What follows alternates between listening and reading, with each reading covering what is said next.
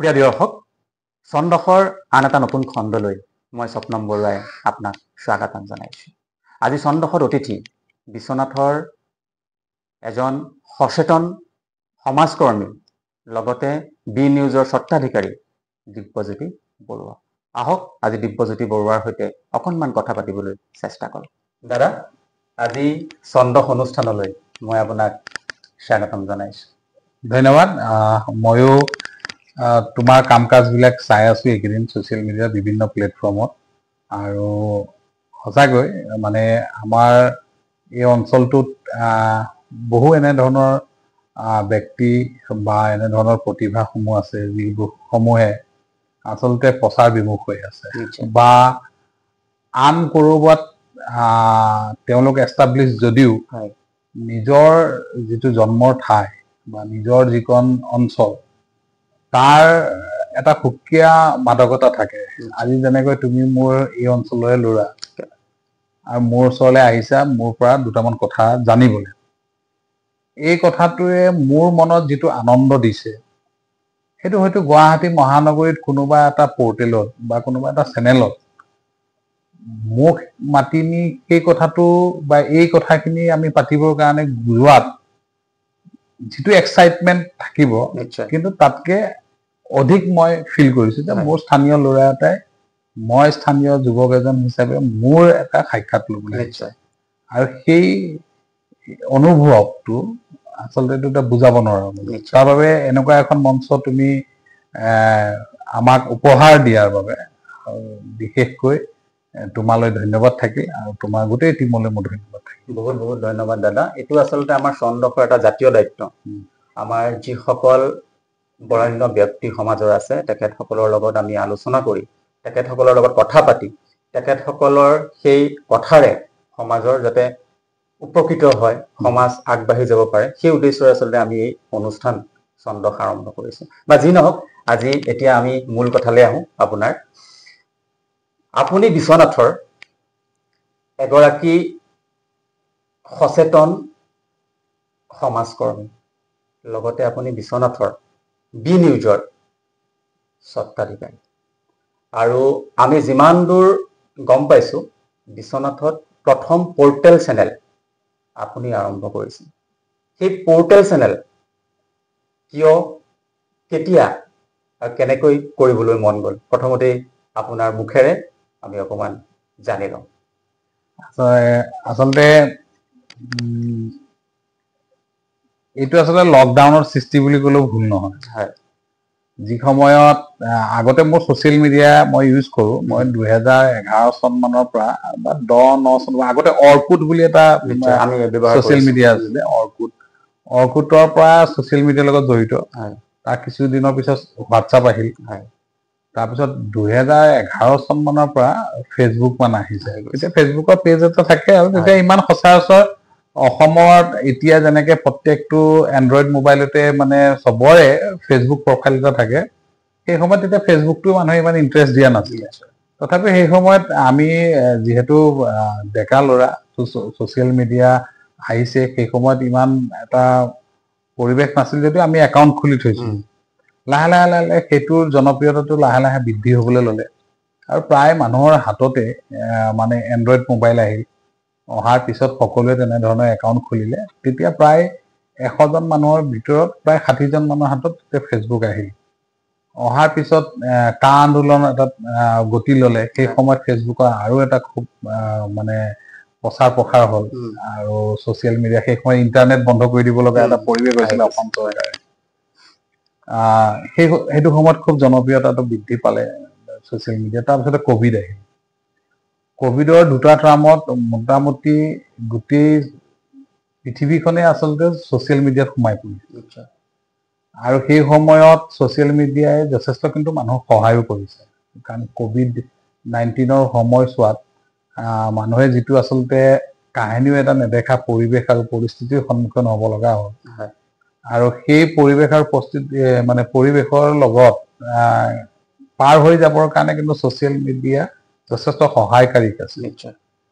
আৰু সেই সময়তে মোৰ মনলৈ আহিলে যে আমি কেনেদৰে মানে এই কামটো ছ'চিয়েল মিডিয়াটো আমি আগবঢ়াই নিব পাৰো, যাতে এটা মোৰ ফেচবুক প্ৰফাইলৰ জৰিয়তে যে মই আগবঢ়াই নিম সেইটো সম্ভৱ নাছিলে। কাৰণ ছ'চিয়েল মিডিয়াত এটা কথা দেখিছো যে উপস্থাপন ভাল হ'ব লাগিব, তাৰ উপৰিও যিবিলাক ইকুইপমেণ্ট থাকিব লাগিব সেই ইকুইপমেণ্টবিলাক ভাল হ'ব লাগিব। মানে আমি যদি ছ'চিয়েল মিডিয়াত কিবা এটা কাম কৰোঁ তেতিয়াহ'লে তাৰ ভিডিঅ' কোৱালিটি এটলিষ্ট HD হ'ব লাগিব, হাই ডেফিনেশ্যনৰ হ'ব লাগিব। তাৰ উপৰিও যিটো চাউণ্ড কোৱালিটি, ভিডিঅ' এটা যিমানেই ভাল নহওক যদি তাৰ চাউণ্ড কোৱালিটিটো যদি বেয়া হয় ক্ৰিষ্টেল ক্লিয়াৰ এটা চাউণ্ড হ'ব লাগিব, তেতিয়া মানুহে চাব। কাৰণ ছ'চিয়েল মিডিয়া যিকোনো এটা ছ'চিয়েল মিডিয়া প্লেটফৰ্ম, হয় ইউটিউব হওক, ফেচবুক হওক, ইনষ্টা হওক বা এক্সেই হওক, মানুহে যেতিয়া স্ক্ৰল কৰি গৈ থাকে তেতিয়া মানে য'ত চাউণ্ডটো ক্লিয়াৰ হয় বা ভিডিঅ'টো য'ত ক্লিয়াৰ হ'ব সেইটো বস্তুহে চাব। খুব জোৰ জবস্তি কিবা অস্পষ্ট বস্তু এটা চাবৰ কাৰণে ইণ্টাৰেষ্ট নকৰে মানে। আৰু তাৰ বাবে মোৰ তাৰ আগতো বি নিউজ প্ৰতিষ্ঠা কৰাৰ আগতো মই লকডাউনৰ ঠিক আগে আগে মই গুৱাহাটী জুডোত সাগৰিকা পথত এটা নতুন পৰ্টেল আৰম্ভ কৰিছিলো, নিউজ প্ৰ। তাৰমানে এই বি নিউজ যেতিয়া আপুনি আৰম্ভ কৰিছিল তাৰ এবছৰ আগত গুৱাহাটীত আপুনি আৰম্ভ কৰিছিলে, আৰু নিউজ প্ৰ আছাম বুলি আছিলে। আৰু সেই সময়ত গুৱাহাটীত তেতিয়া পৰ্টেলৰ সংখ্যা আজিৰ দিনত যিমান আছে তেতিয়া সিমান নাছিলে, কেইবাটাও পৰ্টেল আছিলে। আৰু সেই সময়তে মই গুৱাহাটীত সেইটো ছেটআপটো কৰিছিলো, কৰি অসমৰ প্ৰায় 63জন ৰিপৰ্টাৰ আমাৰ চেনেলত জইন কৰিছিলে। আৰু আমি খুব সুন্দৰকৈ চেনেলটো চলাই গৈছিলো। এদিন কথাটো এনেকুৱা হ'ল, মানে যেতিয়া গম পালে যে আমাৰ গুৱাহাটীৰ পৰা এটা নিউজ পৰ্টেল আৰম্ভ হৈছে, তেতিয়া ইয়াৰ স্থানীয় মানুহখিনিৰ লগত মই দীৰ্ঘদিন ধৰি ৰাজহুৱা কাম কাজৰ লগত জড়িত থকা বা ছ'চিয়েল এজন ব্যক্তি হোৱাৰ বাবে বহু মানুহৰ লগত মোৰ পৰিচয়। তো তেওঁলোকে যেতিয়া সেইটো কাৰণ সামাজিক যিখিনি ব্যৱস্থাৰ লগত জড়িত মানুহ, তেওঁলোকে এনেধৰণৰ খবৰবিলাক বেছিকে ৰাখে যে নিউজ বা এনেকুৱা ধৰণৰ চেনেলৰ কোন অনাৰ হয়, কোনে কেনেকে কৰিছে, তেতিয়া মোক অকমান কোনোবাই কয় যে আমাৰ ফুটবল খেল এখন আছে দাদা, আপুনি আমাৰ নিউজটো কৰাই দিব, বা ক'ৰবাত কিবা এটা হ'লেও মানে মোক জনাবলৈ ল'লে। তেতিয়া মই ভাবিলো মই যিটো আচলতে পৰ্টেল আৰম্ভ কৰিছো সেইটো নিউজ প্ৰ আছাম, সমগ্ৰ অসমৰ মানে চাৰিসীমাৰ ভিতৰত থকা প্ৰথম আৰম্ভ কৰিছো গুৱাহাটীত। মোৰ তাতে তিনচুকীয়া সাংবাদিক আছে, ইফালে ধুবুৰীৰ সাংবাদিক আছে, শিলচৰত সাংবাদিক আছে, লামডিঙত আছে, লখিমপুৰ ধেমাজিত মোৰ সাংবাদিক আছে। এতিয়া আমিতো সেইটো কন্টেন্ট হিচাপে বনাও, আমিতো পৰ্টেলত আৰু ব্ৰডকাষ্ট হৈ নাথাকে। কন্টেন্ট হিচাপে বনাওতো আমি দিনটোত হায়েষ্ট 10টামান কন্টেন্ট আমি মানে ৰেডি কৰি পেলাই নিউজ আকাৰে আমি বনাব পাৰো। তেনেস্থলত মই মানে অগ্ৰাধিকাৰটোতো সকলোকে দিব লাগিব যে মই কৰিমগঞ্জ শিলচৰৰ এটাও নিউজো বজাব লাগিব সেইদিনা, ডিব্ৰুগড় তিনচুকীয়াৰো এটা বজাব লাগিব, গুৱাহাটীৰো এটা বজাব লাগিব, অসমখন আপুনি কভাৰ কৰি ল'ব। তেতিয়া গোটেই নিউজ কন্টেন্টৰ 10টাৰ ভিতৰত প্ৰত্যেকটো জিলাৰে এটা এটা স্থান পাব লাগিব। তেনেস্থলত মই বিশ্বনাথৰ 4-5টা নিউজ পৰ্টেলটোত মই বজাব নোৱাৰো কন্টেন্ট। তো সেইবাবে মই এদিন গুৱাহাটীৰ পৰা যেতিয়া আহি থাকোঁতে মই মনতে ভাবিলো যে মোৰতো গোটেই ছেটআপ আছে, ভইচ অভাৰে হওক, স্ক্ৰিপ্ট ৰাইটিঙে হওক, গ্ৰাফিক্স হওক বা যিখিনি প্ৰয়োজন মিনিমাম যিখিনি বস্তুৰ প্ৰয়োজন সেইখিনি গোটেইখিনি আমাৰ গুৱাহাটীত আছেই। আমি বিশ্বনাথৰ কাৰণে কিবা এটা কৰিব পাৰি নেকি? আহি থাকোঁতে সেই সময়ত এটা ডি নিউজ বুলি এটা নিউজ আছিল। মই বোলো বিশ্বনাথ মানে বি নিউজ বুলি এটা হেৰি কৰিলো নেকি, পেজ এটা নতুনকে ফেচবুকত খোলো আৰু ইউটিউবত খোলো। এই মানুহখিনিৰো তেতিয়া আশাটো পূৰণ হ'ব যে মই নিউজ পৰ্ট বজাব পৰা নাই, কিন্তু লোকেলি তেওঁলোকক বজাই সন্তুষ্টটো কৰিব পাৰিম। আৰু সেই বুলি তেতিয়া আহি থাকোঁতে মই ভাবিলো বি নিউজ বুলি কৰি দিওঁ। আৰু মানে কি হয়, যেতিয়া আমি যিকোনো এটা বস্তু পপুলাৰ কৰিব লাগে তাৰ নামটো সহজ সৰল হ'ব লাগে, যাতে মানে মানুহে পটককৈ সেইটো মুখস্থ কৰিব পাৰে বা মনত ৰাখিব পাৰে। এতিয়া মই চেনেলটোৰ নাম ঢেৰ কিবা কিবি দিব পাৰিম, যে বিশ্বনাথ নিউজ 24 ইনটু আমুক নৰ্থ ইষ্ট কিবা ঢেৰ কৰিব পাৰে। মানুহে মানে সদায় এতিয়া যেনেকে আমাৰ নিউজ লাইভ একদম মানুহৰ মুখত আছে সহজ নাম এটা, তো বি নিউজটো বুলি কোৱা লগে মানে বিশ্বনাথ মানে বি নিউজ মানুহে পটককে মুখস্থ কৰিব পাৰে বা মনত থাকে।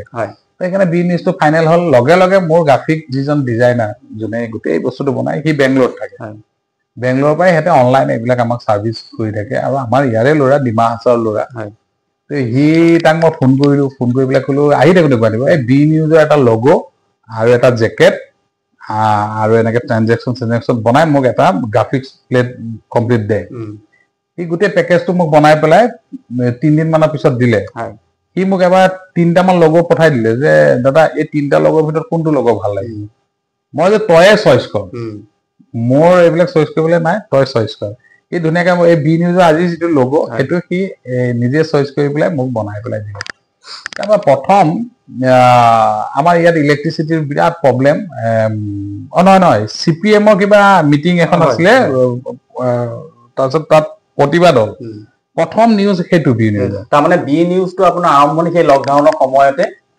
এবছৰ পিছত আৰম্ভ হৈছে আৰু গুৱাহাটীৰ যিটো ছেটআপ আছিলে সেইটোৱে আপুনি বিশ্বনাথলৈ আনি পেলাই বি নিউজ নামেৰে না গুৱাহাটীৰ ছেটআপটো অলৰেডি আছে হয় বি নিউজটো মই নতুনকে কৰিলো গুৱাহাটীৰ যিটো আপোনাৰ পৰ্টেলটো আছে সেইটো চলিয়ে আছে কিন্তু বিশ্বনাথত আকৌ নতুনকে আপুনি বি নিউজটো কৰি দিলো যাতে বিশ্বনাথৰ স্থানীয় যিখিনি বি নিউজৰ জৰিয়তে সেইখিনি যাতে ৰাইজৰ আগত উপস্থাপন কৰিব পাৰে গম পাইছে মোৰ আন এটা কথা আপোনাৰ পৰা জানিবলৈ মন গৈছে বৰ্তমান সময়ত যি আমাৰ ইলেক্ট্ৰনিক স্যাটেলাইট চেনেলসমূহ আছে তাৰ তুলনাত পোৰ্টেলসমূহে যথেষ্ট জনপ্ৰিয়তা লাভ কৰিছে বৰ্তমান সময়ত পোৰ্টেলসমূহৰ যথেষ্ট জনপ্ৰিয়তা লাভ কৰাৰ তাৎপৰ্যটো আপুনি কি বুলি ভাবে খুব চমুকৈ পোৰ্টেল বিলাকৰ কথাটো এনেকুৱা হৈছে মই সকলো পোৰ্টেলৰ কথাটো নকওঁ মই মোৰটো উদাহৰণ দিওঁ যেতিয়া আমি বি নিউজ বুলি কৰিলো বিশ্বনাথ নিউজ যেতিয়া হ'ল আৰু মই যেতিয়া চাৰিসীমাটো হাৱাজানৰ পৰা আমাৰ ভৰলিলৈকে এই জামুগুৰিহাট চতিয়া বিহালী বিশ্বনাথ আৰু গহপুৰ এই এৰিয়াটোক লৈ পেলাই যেতিয়া মই পোৰ্টেলটো আৰম্ভ কৰিলো মোৰ তেতিয়া 5-6জন ৰিপৰ্টাৰ জামুগুৰিত এজন চতিয়াত এজন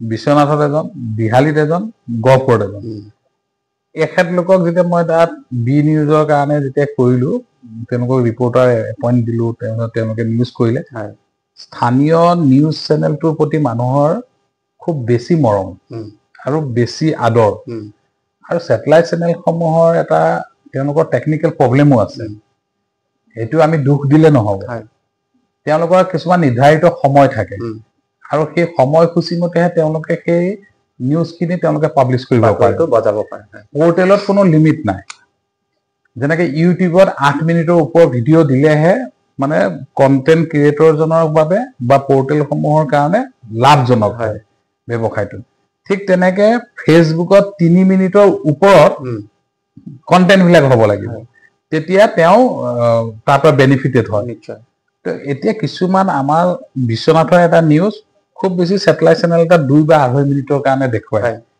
যদি 10জন তাত বিশিষ্ট ব্যক্তি আছিলে বিশ্বনাথৰ তাৰে এজনৰ ভিডিঅ' বাইট এটা কাটি পেলাই অকমান 30 ছেকেণ্ড বা 60 ছেকেণ্ড লগাই দিয়ে বাকি কেইজনৰ হয়তো ল'ব নোৱাৰে কিন্তু আমি যেতিয়া পোৰ্টেলটো কৰিলো তেতিয়া আমি দেখিলো যে আমি 4জন ব্যক্তি আছে 4জনৰ অলপ আমি বাইট ললো 1 মিনিট 4 মিনিট ললো এই বাইট লোৱাৰ লগে লগে তেওঁৰ এটা ইন্টাৰেষ্ট আহিল নহয় যে মই আজি মোক বাইট এটা লৈছে যে ওলাব বি নিউজটো ক'ত পাই চাবলৈ হয় ইউটিউব খুচুৰিছে নহয় ফেচবুক খুচুৰিছে বা আমাকো কেতিয়াবা সুধে যে আমি ক'ত দেখিব ওই লিংকটো দি পেলাই তেওঁ হেৰিটো ইয়াতে আহিব তো সেই ধৰণে আৰু যিখিনি স্থানীয় মানুহ তেওঁলোকে বেছি আকৰ্ষিত হ'বলৈ হ'ল আৰু কি হয় আমাৰ নিউজটো কোনো লিমিট নাথাকে কেতিয়াবা আমি মন গৈছে আমি 15 মিনিটৰ কন্টেন্ট বজাই দিছো কেতিয়াবা মন গৈছে 3 মিনিটৰ কন্টেন্ট বজাই দিছো আৰু আমাৰ কোনো সময়সীমাৰ কথা নাই আৰু এই বস্তুটো যেতিয়া আপলোড হৈ যায় আজি নাচালেও মানুহজনে কাইলৈও চাব পাৰে সেইবাবে আচলতে মই ভাবো যে ইয়াৰ পপুলাৰিটিটো বাঢ়িছে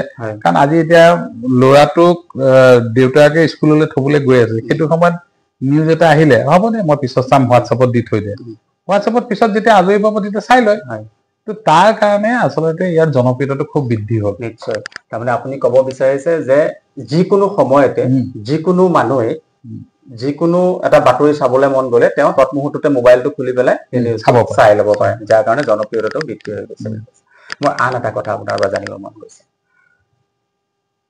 যিহেতু বৰ্তমান সময়ত আমাৰ যিসমূহ বাতৰি আপোনালোকে প্ৰচাৰ কৰে বা প্ৰস্তুত কৰে বা পৰিৱেশন কৰে সেই প্ৰচাৰ কৰোঁতে বা প্ৰস্তুত কৰোঁতে বাতৰিসমূহ এতিয়ালৈকে বি নিউজে কোনো প্ৰত্যাহ্বানৰ সন্মুখীন হ'বলগীয়া হৈছে নেকি? প্ৰত্যাহ্বানৰ সন্মুখীন এতিয়ালৈকে হ'ব লগা হোৱা নাই, কাৰণ গোটেই বস্তুটো মনিটৰ মই কৰোঁ। পাব্লিছ কৰাৰ অথৰিটি কাৰো দিয়া নাই মই এতিয়ালৈকে। যিকোনো নিউজ এটা যেতিয়া পাব্লিছ হ'ব তাৰ আগত মই চাব লাগিব বা সেই বস্তুটো সঠিক আৰু শুদ্ধ ৰূপে গৈছে নাই। এতিয়া সকলোবিলাক পৰ্টেলৰ কথা মই ক'বলৈ নাযাওঁ। প্ৰেছ কাউন্সিল অফ ইণ্ডিয়াৰ এখন গাইডলাইনছ আছে। যেতিয়া আমাৰ আগতে পেপাৰ কাগজ আছিলে, তেতিয়া তাৰপিছত আহিলে যিখিনি ছেটেলাইট চেনেল আহিল, ব্ৰডকাষ্টিঙৰ সেইবিলাক আহিল, তেতিয়া পেপাৰৰ কাৰণে ৰুল ৰেগুলেশ্যন আছিলে। তাৰপিছত যেতিয়া ছেটেলাইট আহিলে, ছেটেলাইটৰ কাৰণেও ৰুল ৰেগুলেশ্যন হ'ল। কিন্তু পৰ্টেলৰ সমূহৰ কাৰণে এতিয়াও ভাৰত চৰকাৰে কোনো ধৰণৰ ৰুল ৰেগুলেশ্যন কৰা নাই। কিন্তু 13জনীয়া কমিটি এখন আজি কিছু বছৰ আগতে চেন্ট্ৰেল গভৰ্ণমেণ্টে এখন কমিটি বনাই দিছে যে এইখিনি ৰেগুলেট কৰিবৰ কাৰণে বা এইখিনি চোৱা চিতা কৰিবৰ কাৰণে কেনেধৰণে কাম কৰিব লাগে। তেতিয়া সেই সময়ত এটা কথা কোৱা হৈছিলে যে প্ৰেছ কাউন্সিল অফ ইণ্ডিয়াৰ যিখন গাইডলাইন, সেই গাইডলাইনখন ফ'ল' কৰিব লাগে। আৰু গোটেই চিষ্টেমটো মানে পৰ্টেলৰ যিটো চিষ্টেম নিউজৰ, সেইটো গোটেই কেন্দ্ৰীয় চৰকাৰৰ হাতত আছে। আৰু আজিৰ পৰা প্ৰায় 4 বছৰমানৰ আগত আমি এখন ফৰ্ম ফিল আপ কৰিব লগা হৈছিলে থ্ৰু ইণ্টাৰনেট, যে আমি আমাৰ অফিচ ক'ত আছিলে, আমি কেনেদৰে কৰিছো, এনেকে ভাৰত চৰকাৰৰ হাতত আমাৰ এটা তথ্য দিব লগা হৈছিলে পৰ্টেলৰ কাৰণে। আৰু আমি ৱেবছাইট এটা যেতিয়া কৰোঁ, আমি ডমিনটো বাবে বা চাৰ্ভাৰৰ বাবে আমি এটা পইচা পেমেণ্ট কৰোঁ। সেই পেমেণ্ট কৰা পইচাটো আওপকীয়াকৈ কিন্তু চৰকাৰলৈকে যায় কিবা এটা অংশ। তো সেইকাৰণে চৰকাৰে গোটেই বস্তুটো মনিটৰ কৰিব পৰাকৈ মানে দৃষ্টি ৰাখিবৰ কাৰণে যেতিয়া তেওঁলোকে এটা নটিফিকেশ্যন জাৰি কৰিছিলে, সেই নটিফিকেশ্যনটো মতে আমি প্ৰেছ কাউন্সিল অফ ইণ্ডিয়াৰ যিখিনি গাইডলাইনছ সেইখিনি আমি ফ'ল' কৰিব লাগে। তো তাত কিমান পঢ়িছে নাজানো, প্ৰেছ কাউন্সিল অফ ইণ্ডিয়াৰ যিখন গাইডলাইনছখন তাত বহু কথা বাধা থাকে। এতিয়া যেনেকে কেতিয়াবা কয় যে ছোৱালী এজনী মুখখন কিয় ঢাকি দিয়ে, ল'ৰাটো কিয় ঢাকি নিদিয়ে, বা শিশু এটা মুখখন কিয় দেখুৱাব পৰা নাযায়, বা কিছুমান স্লেং ৱৰ্ড কেতিয়াবা মানুহে ব্যৱহাৰ কৰে, সেইখিনি ডিপ চাউণ্ডটো লগাব লাগে, বা কাৰোবাৰ এটা কল ৰেকৰ্ডিং বজাব নোৱাৰে অনুমতি যদি নাথাকে, তেতিয়াহ'লে ধৰি লোৱা তোমাৰে মোৰে এটা কল ৰেকৰ্ডিং আছে, তুমি হয়তো কোনোবা সাংবাদিকক দি দিলা, তেওঁ বজাই দিব নোৱাৰে। কিন্তু আজিকালি এতিয়া চলি আছে, যাৰ যি মন গৈছে তেওঁ এতিয়া ছচিয়েল মিডিয়াত কিছুমান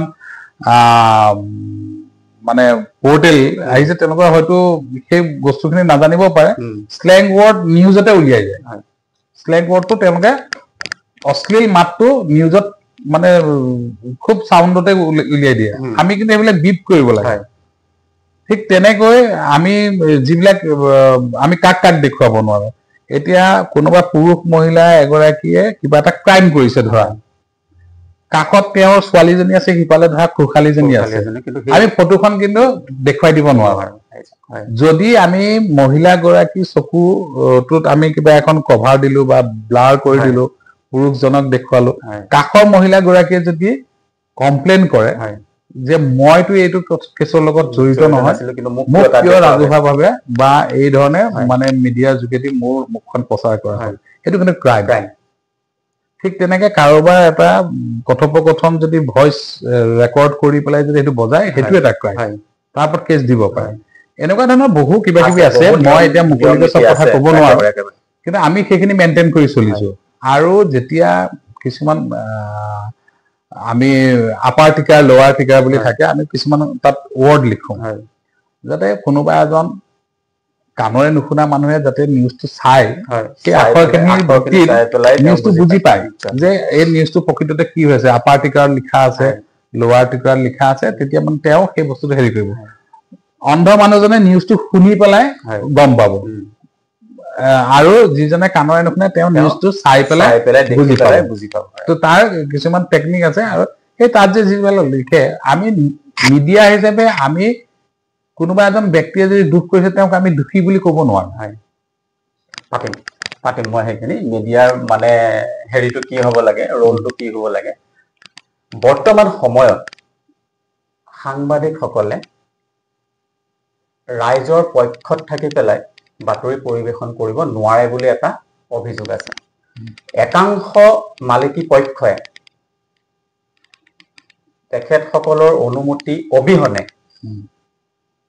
এটা বাতৰি প্ৰস্তুত বা পৰিৱেশন কৰিব নোৱাৰে সেইটো এটা ৰাইজৰ মাজত চলি থকা এটা অভিযোগ এই কথাটো কিমান দূৰ সঁচা না সেইটো সঁচা নহয় মানে যিসকলে এই মানে সিস্টেমটোৰ লগত জড়িত তেওঁলোকে খুব ভালকে জানে ময়ো শুনো যে মালিক পক্ষই নিৰ্দেশ মতেহে মানে চেনেল বিলাক চলে কৰবাত ৰাজনৈতিক কাৰণত হয়তো কোনোবাই কিবা এটা তাতে অকমান হস্তক্ষেপ কৰিছে কিবা কৰিছে সেইটো কিছুমান ৰাজনৈতিক উদ্দেশ্য পৰিণত ভাৱেও কিন্তু কিছুমান চেনেল গঢ় লৈছে নিশ্চয় সেই সকলৰ বিষয়ে মই ক'বলৈ নাযাওঁ কিন্তু যিটো মিডিয়া বা সংবাদ মাধ্যম সেইটো কেতিয়াও মানে এই ধৰণৰ হ'ব বুলি মই নাভাবো কাৰণ মই দেখিছো এতিয়া মোৰ যিসকল সাংবাদিক আছে তেওঁলোকে কেতিয়াও ক'ব নোৱাৰে যে মই কৰবাত হকা বন্ধা দিছো যদি সমাজখনৰ প্ৰতি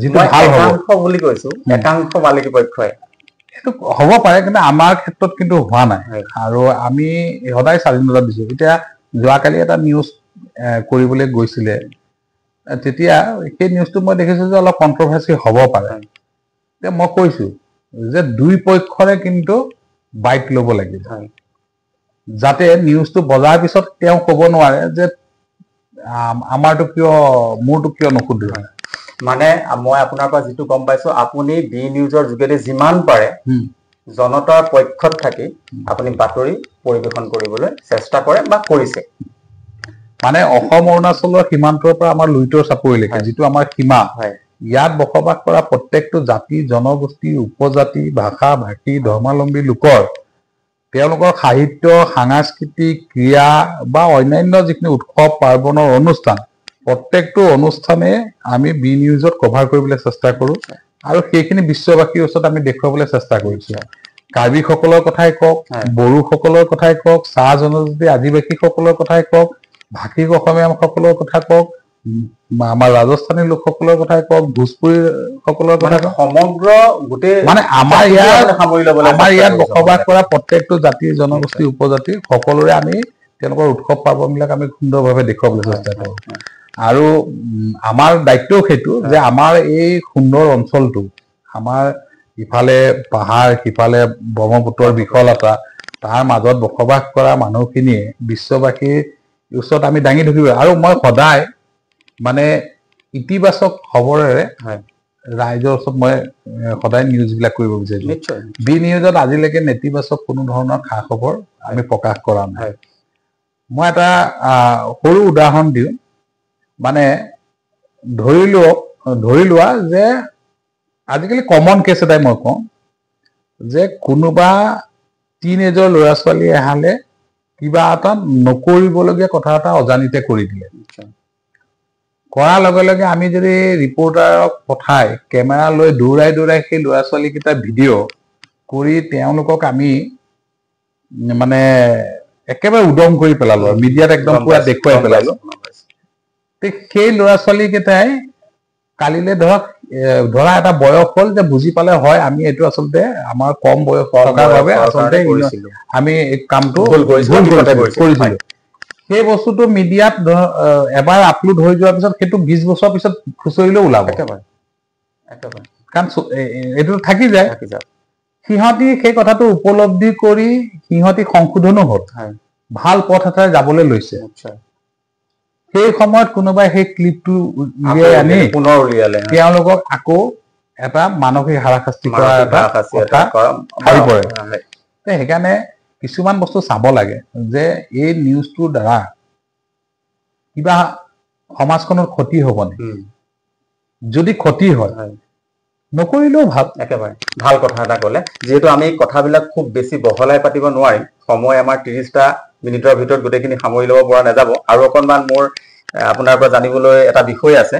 আমি শেষত আন এটা প্ৰসংগলৈ আহিছোঁ। আপুনি এজন বিশ্বনাথৰ সচেতন সমাজকৰ্মী। এটা সময়ত আপুনি অল আছাম ষ্টুডেণ্ট ইউনিয়নৰ লগত জড়িত হৈছিলে। পৰৱৰ্তী সময়ত আপুনি অসম জাতীয়তাবাদী যুৱ ছাত্ৰ পৰিষদৰ লগত জড়িত হ'ল আৰু শেহতীয়াকৈ ৰাষ্ট্ৰীয়তাবাদী যি দল আপত আপুনি এজন সক্ৰিয় সদস্য। পৰৱৰ্তী সময়ত আমি কেতিয়াবা দিব্যজ্যোতি বৰুৱাক নিৰ্বাচনত প্ৰতিদ্বন্দ্বিতা কৰা দেখা পাম নেকি? নাই, মোৰ এই ক্ষেত্ৰত ক'বলৈ হ'লে অকণমান সময় লাগিব। খুব চমুকৈ কওক, কাৰণ সময় যিহেতু নহয় এটা নিগেটিভ বাৰ্তা যাব। মানে কথাটো এনেকুৱা, মই 93 পৰা সমাজ জীৱনৰ লগত জড়িত, জাতীয় সংগ্ৰামখনৰ লগত জড়িত। আৰু সেই সময়ত মোৰ বয়স কম বয়সতে মই দলংগুৰি শাখা ছাত্ৰ সন্থা, চতিয়া আঞ্চলিক ছাত্ৰ সন্থাৰ শাখা, অন্যতম শাখা দলংগুৰি শাখা ছাত্ৰ সন্থাৰ মই সাধাৰণ সম্পাদকৰ দায়িত্বত আছিলোঁ 2000 চনলৈকে। আৰু তেতিয়াৰ পৰাই মোৰ কান্ধত কোনোবাই গামোচা এখন তুলি দিছিলে। যিগৰাকী শিক্ষকৰ মোৰ শিক্ষক, তেওঁৰ কাষতে অধিৱেশনত বহিবলৈ দিয়ে আৰু তেওঁৰ লগতে মোক গামোচা এখন পিন্ধাই দিয়ে। তেতিয়াই মোৰ মনৰ অনুভৱটো অকণ চেঞ্জ হৈ গ'ল, যে মোৰ লগত একেলগে পঢ়া 100টা ল'ৰা ছোৱালীৰ ভিতৰত মই কিন্তু আজি ছাৰহঁতৰ লাইনত বহিছোঁ। ছাৰহঁতৰ লগতে মোক গামোচাখন পিন্ধাইছে, মোৰ লগৰখিনি কিন্তু সিফালে বহি আছে। তেন্তে কিবা এটা হয়তো মোক দায়িত্ব দিছে। আৰু সেই সামাজিক দায়িত্ববোধটো লাহে লাহে সেই বুজা নুবুজা সময়ৰ পৰা লাহে লাহে আহি লৈ পেলাই মই জাতীয়তাবাদী যুৱ ছাত্ৰ পৰিষদত 2001 চনত মই যোগদান কৰিলোঁ। প্ৰায় 17টা বছৰ মই জাতীয়তাবাদী যুৱ ছাত্ৰ পৰিষদত থাকিলোঁ। তাৰপিছতে সংগ্ৰামী যুৱ ছাত্ৰ পৰিষদলৈ যাব লগা হ'ল। তাতো প্ৰায় মই 3টা বছৰ থাকিলোঁ। আৰু ৰাজ্যিক সাধাৰণ সম্পাদক হিচাপে সংগ্ৰামী যুৱ ছাত্ৰ পৰিষদত কিমান বছৰ থাকিলে? প্ৰায় 3 বছৰ শিক্ষাল আছে। কা আন্দোলনৰ সময়ত সংগ্ৰামী যুৱ ছাত্ৰ পৰিষদে আছিলোঁ। আৰু তেতিয়া সেই সময়ছোৱা মই পাৰ কৰিছোঁ। আৰু মোৰ সেই কাৰ্যকালৰ সময়তে মানে ছাত্ৰ সন্থাৰ পিছত যেতিয়া জাতীয়তাবাদী যুৱ ছাত্ৰ পৰিষদত আছিলোঁ, সেইটো সময়ত বিশ্বনাথত খুব ডাঙৰ ডাঙৰ কেইটামান নঘটিবলগীয়া ঘটনা সংঘটিত হৈছিলে। যেনেকে ভীমাজুলি যিটো হত্যাকাণ্ড, তাৰ পূৰ্বে লক্ষ্মী ওৰাঙৰ যিটো কাণ্ড, বা তাৰ পিছত চাউল ধোৱাৰ এটা ঘটনা বিহালীত, তাৰপিছত আকৌ সোণাজুলি ফুলবাৰী ঘটনা। আৰু এই সময়খিনি কিন্তু বৰ ভয়াৱহ আছিলে। আৰু সেই আন্দোলনসমূহ কিন্তু অসম জোকাৰি যোৱা কিন্তু ঘটনা আছে। আৰু সেই সময়ত বিশ্বনাথৰ নেতৃত্বত আছিলোঁ। আৰু বিশ্বনাথ জিলা, আমি যেতিয়া জিলা হোৱা নাছিলে তেতিয়া আমি সেই বিশ্বনাথ মানে জিলাৰ দাবী কৰাৰ ক্ষেত্ৰতো উদ্যোগটো আমি কিন্তু দল সংগঠন তেতিয়া আমি উদ্যোগটো লৈছিলোঁ। আৰু তেতিয়া সেই সময়ত আমি দেখিছিলোঁ যে আমি প্ৰত্যেকটো জাতি জনগোষ্ঠীয় যিখিনি সংগঠন আছে, আমি সকলোৱে একত্ৰিত হৈ পেলাই বিশ্বনাথ জিলাৰ দাবীটো আমি সজোৰে উত্থাপন কৰিব লাগিব। আৰু তাৰ বাবে আমি বিভিন্ন ধৰণৰ অন্নসন, বাইক ৰেলী, ইয়াৰ পৰা হাৱাজনলৈকে এনেকুৱা ধৰণৰ বিভিন্ন ধৰণৰ আমি পদক্ষেপ গ্ৰহণ কৰিছিলোঁ।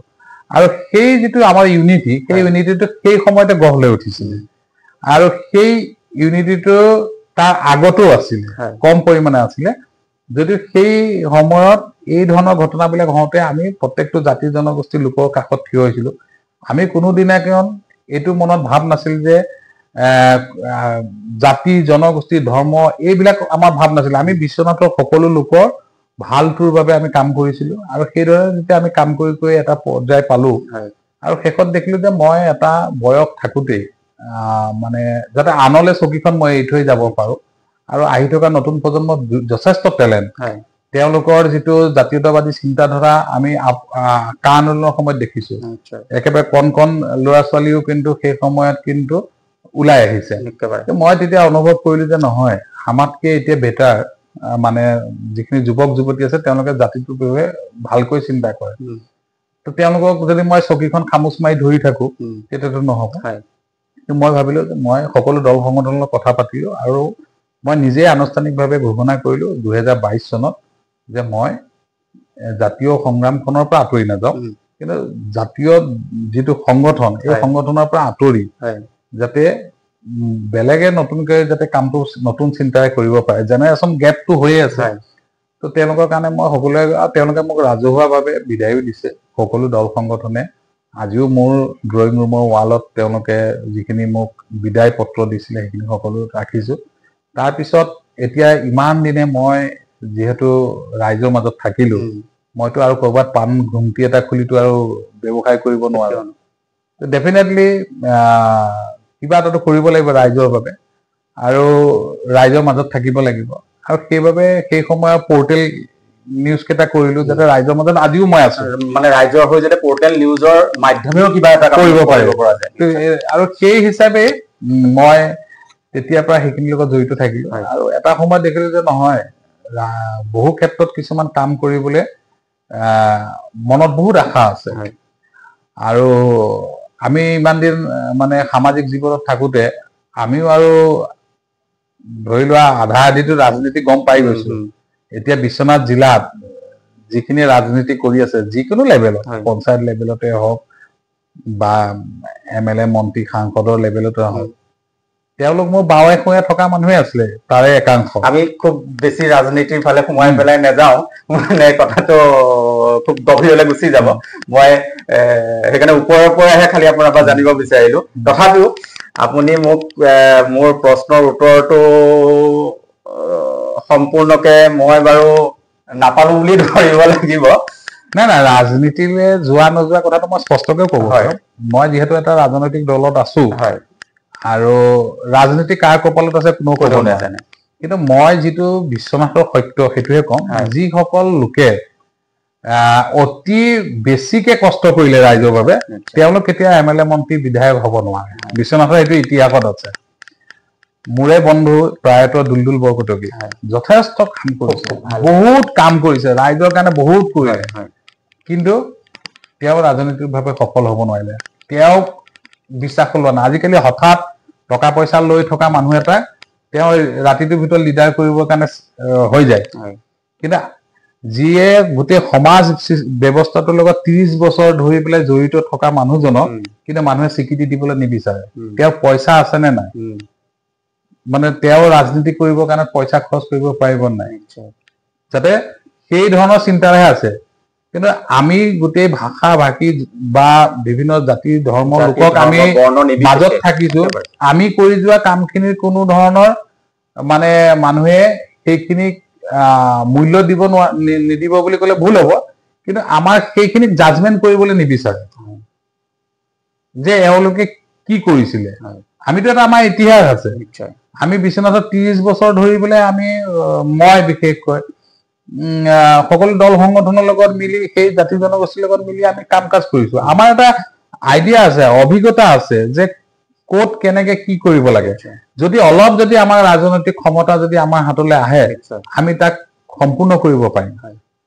সেই উদ্দেশ্যটো মনত নথকা নহয়, বা ৰাজনীতিত যদি সুযোগ আৰু সুবিধা পাওঁ, নিশ্চয় আমি ভৱিষ্যতে তুমি কেতিয়াবা দেখিবলৈ পাবা, যদি ঈশ্বৰৰ সাথ দিয়ে, ৰাইজৰ যদি আশীৰ্বাদ থাকে। সেইটো নকওঁ, চেষ্টা অব্যাহত আছে, কাৰণ ৰাইজৰ মাজত আছো যেতিয়া, আৰু এটা পলিটিকেল এম্বিশ্যন সকলোৰে থাকে, মোৰো আছে। সেইটো আৰু অপৰাধ নহয়, একেবাৰে কোনো কাৰণ মানে অপৰাধ নহয়। আৰু সেই ৰাজনৈতিক অভিনন্দন বা শুভেচ্ছা, অভিনন্দন নহয় শুভেচ্ছা আমি আপোনালৈ যাচিলো। ভৱিষ্যত জীৱন আপোনাৰ ৰাজনৈতিকভাৱে খুব উজ্জ্বল হওক। আৰু যিহেতু আমাৰ সময় কম, মই কৈছোৱেই আধা ঘণ্টাৰ ভিতৰত আমি সকলোবোৰ কথা সামৰিব নোৱাৰিম। ৰাজনীতি সম্পৰ্কে আমি পৰৱৰ্তী সময়ত বিশদভাৱে আপোনাৰ লগত আলোচনা কৰিম, আমি কথা পাতিম। আৰু আজি আমাক আপুনি যিমানখিনি সময় দিলে, আজি পৰ্টেলৰ সম্পৰ্কে ক'লে বা সেই অকণমানকে হ'লেও ৰাজনীতিৰ কথাও আমি চুই গ'লো, তাৰ বাবে মই আপোনাক বহুত বহুত ধন্যবাদ আৰু কৃতজ্ঞতা জ্ঞাপন কৰিছো। আৰু আমি আশা কৰিম আমাৰ বিশ্বনাথৰ বি নিউজে, যি মিডিয়া জগতৰ নিৰপেক্ষতা সদায় বৰ্তাই ৰাখি সমাজৰ ওচৰত সত্য বাতৰি প্ৰদৰ্শন কৰি ৰাইজৰ আস্থাভাজন হৈ পেলাই সদায় ৰওক। এইখিনিতে এটা কথা নকলে ভুল হ'ব। বি নিউজ যদিও আমি কৰিছো, কিন্তু প্ৰতি বছৰে আমি কিন্তু ইয়াৰ বৰ্ষপূৰ্তি অনুষ্ঠানটো আয়োজন কৰো। ইয়াত হয়তো বহুতে জানে বা বহুতে নাজানে, আমি প্ৰতি বছৰে গহপুৰৰ পৰা এজন, বিহালীৰ পৰা এজন, বিশ্বনাথৰ পৰা এজন, চতিয়াৰ পৰা এজন আৰু জামুগুৰিহাটৰ পৰা এজন বিশিষ্ট মানে সমাজৰ বাবে কৰা বিভিন্ন ক্ষেত্ৰৰ মানুহক আমি তেওঁলোকক কিন্তু সম্বৰ্ধনা জ্ঞাপন কৰো। আদৰ্শনীয় পদক্ষেপ এইটো। আৰু আমি 2টা বছৰ হৈছে আমি বি নিউজৰ এচিবাৰ এৱাৰ্ড আৰম্ভ কৰিছো। আমি বিভিন্ন ক্ষেত্ৰত ক্ৰীড়া হওক, সাহিত্য হওক, নাটক হওক, এনেকুৱা ধৰণৰ আমি এৱাৰ্ড দিবলৈ চেষ্টা কৰিছো।